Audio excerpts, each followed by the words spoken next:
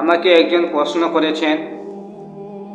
তার প্রশ্ন হলো, আসসালামু আলাইকুম রহমতুল্লাহ। আশা করি হুজুর আপনি ভালো আছেন।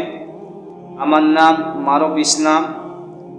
আমার প্রশ্ন হলো যে, আমরা যদি সমাজে খারাপ ব্যক্তিকে নেতা হিসাবে নির্বাচন করি, তাহলে কি আমাকে আল্লাহর দরবারে হিসাব দিতে হবে? আমি যদি খারাপ ব্যক্তিকে নেতা বানাই, এর জন্য কি আমাকে আল্লাহর দরবারে শাস্তি পেতে হবে? মাশাআল্লাহ, আপনি খুব চমৎকার প্রশ্ন করেছেন। যে প্রশ্নের উত্তর জানা আমাদের প্রত্যেকটা মানুষের দরকার। আজকে আমরা নির্বাচন সম্পর্কে জানব কোরআন হাদিস থেকে, ইসলামের বিধিবিধানে। নির্বাচন সম্পর্কে আল্লাহ তাআলা সূরা বাকারা 247 নম্বর আয়াতের মধ্যে বলেন, তোমরা তোমাদের মধ্য থেকে যোগ্য ব্যক্তিকে নির্বাচন করো। রাসূল সাল্লাল্লাহু আলাইহি ওয়াসাল্লাম বলেছেন, নেতা নির্বাচনে যোগ্য ব্যক্তিকে নির্বাচন করো। বুখারী হাদিস 7200 মধ্যে বলেন। আবু মুসা আশআরী রাদিয়াল্লাহু তাআলা আনহু থেকে বর্ণিত, রাসূল সাল্লাল্লাহু আলাইহি ওয়াসাল্লাম বলেন, নেতা নির্বাচনে পরামর্শ করো এবং যোগ্য ব্যক্তিকে নির্বাচন করো। সাহাবা কেরামের মাঝেও কোনো নির্বাচন হয়েছিল। সাহাবারা কিভাবে নির্বাচন করেছিলেন সেটা জেনে নিচ্ছি। আবু বকর রাদিয়াল্লাহু তাআলা আনহু এর নির্বাচনে আবু বকর রাদিয়াল্লাহু তাআলা আনহু পরামর্শ করে তাকে খলিফা নির্বাচন করেন। উমর ফারুক রাদিয়াল্লাহু তাআলা আনহু এর নির্বাচনে আবু বকর রাদিয়াল্লাহু তাআলা আনহু পরামর্শ করে তাকে খলিফা নির্বাচন করেন। উসমান রাদিয়াল্লাহু তাআলা আনহু এর নির্বাচনে উমর ফারুক রাদিয়াল্লাহু তাআলা আনহু পরামর্শ করে তাকে খলিফা নির্বাচন করেন। তাহলে কি সাহাবা কেরামের মাঝে কোনো নির্বাচন হয়েছিল?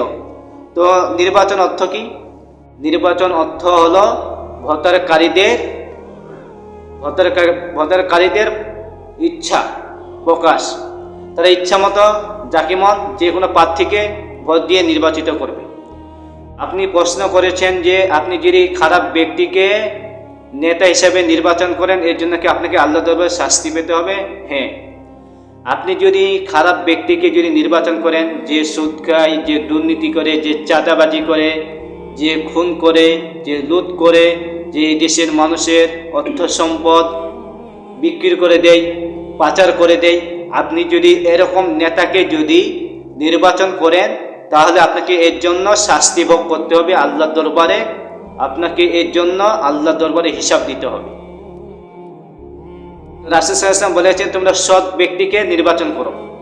আপনি সৎ ব্যক্তিকে নির্বাচন করবেন। আপনি জানেন এই ব্যক্তি সৎ, এই ব্যক্তি সুন্দর ব্যবহার করে, ওই ব্যক্তি দেশের জন্য ভালো কাজ করে, দেশের মানুষের জন্য ভালো কাজ করে, তাহলে আপনি সৎ ব্যক্তিকে নির্বাচন করবেন।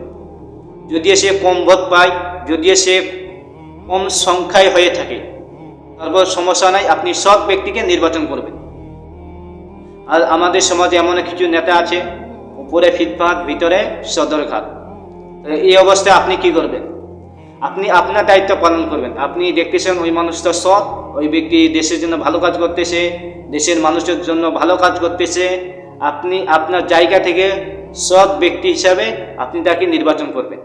যদি সে ক্ষমতা পাওয়ার পর সে যদি আপনাকে বলে যায় যে খারাপ আচরণ করে, যদি দেশের সম্পদ দুর্নীতি করে, লুটপাট করে, তাহলে ওই ব্যক্তিকে আল্লাহর দরবারে হিসাব দিতে হবে। এর জন্য তাকে আল্লাহর দরবারে শাস্তি পেতে হবে। আপনি আপনার দায়িত্ব পালন করবেন। আপনি আপনার দায়িত্ব পালন করবেন। সে যদি অন্য দায়িত্ব পাওয়ার পর দায়িত্ব যে পালন না করে, তাহলে এর জন্য তাকে শাস্তি পেতে হবে। তো উমর ফারুক রাদিয়াল্লাহু আনহু, তিনি ছিলেন খলিফা, তিনি শাসন করেছিলেন। তিনি কিভাবে শাসন করেছিলেন? তো তাকে দেখে আমাদের শিক্ষা নেওয়া উচিত।